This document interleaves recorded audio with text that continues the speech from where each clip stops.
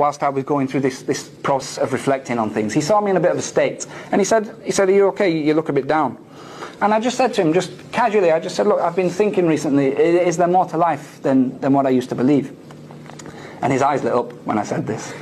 And he said, "You mean, does God exist?" And I didn't mean, "Does God exist?" But he said, "Do you mean..." And I thought, well, I said to him, "Well, not really, but I'm willing to discuss it."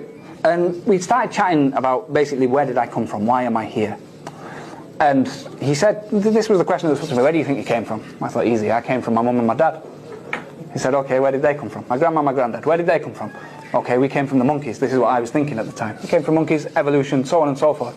Now I thought, okay, I'll just throw them with the evolution argument. They didn't even entertain the evolution discussion. They said, okay, let's assume, for argument's sake, that even if there was such a thing as evolution, what starts that?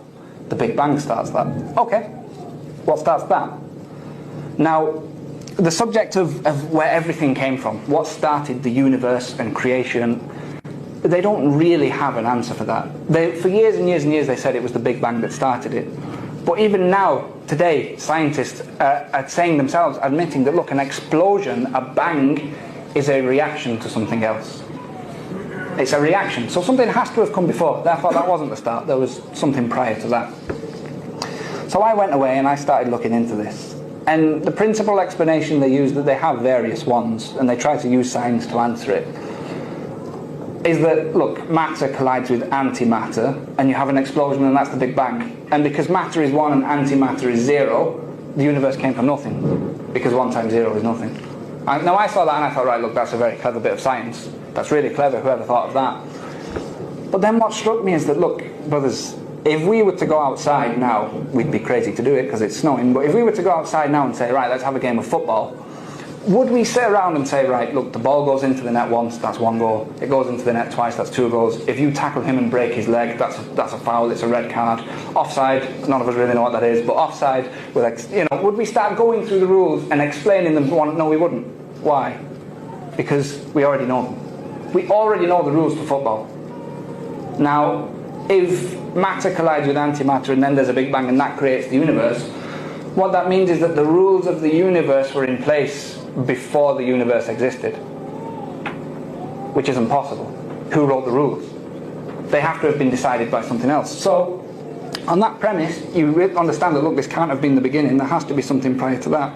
And you can keep going and going and going, that, look, whatever created this thing, created by this thing, created by and you just go on and on and on, until you come to a realization that, look, whatever came at the beginning, whatever started it all, by definition can't have been created by something else.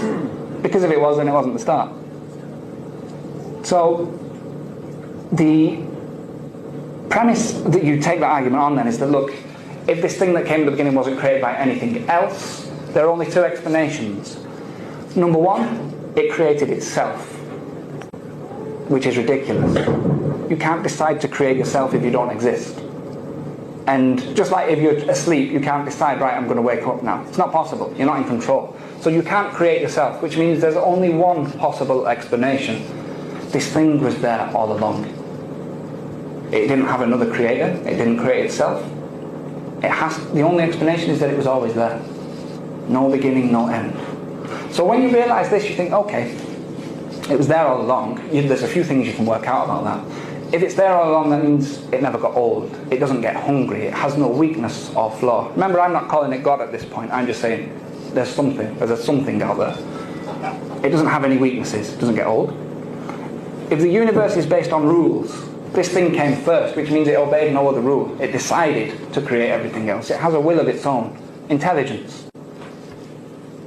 Not only that, but if it's there all along, then it's infinite. It has no bounds. There can't be more than one of it.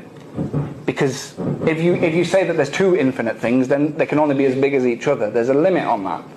So there can only possibly be 1. So now, okay, 1, it's flawless, it's infinite, it's got a will of its own, it created everything. Kind of sounds like God now.